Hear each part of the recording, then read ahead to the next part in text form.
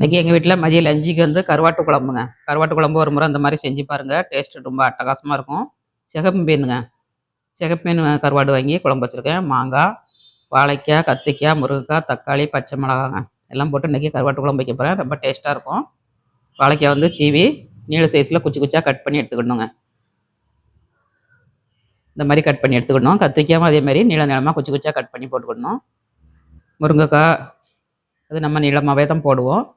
தக்காளி, மாங்காய், பச்சை மிளகாய். மாங்காய் வந்து லாஸ்ட்டில் போடணும். ஃபஸ்ட்டே போட்டோன்னா குழம்பு வந்து கடுத்து போகும். லாஸ்ட்டில் போடணும். இப்போ காய்கறிலாம் கட் பண்ணியாச்சு. புளியும் கரைச்சி ஊற்றியாச்சு.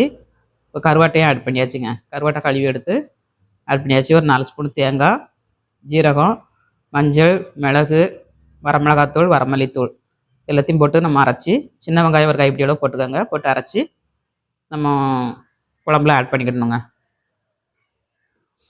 அப்புறம் தேவையான அளவுக்கு தண்ணி ஊற்றி நம்ம உப்பு போட்டு கூட்டி வச்சிடணும். உப்பு கருவாட்டு குழம்புக்கு கம்மியாக தான் போடணும்.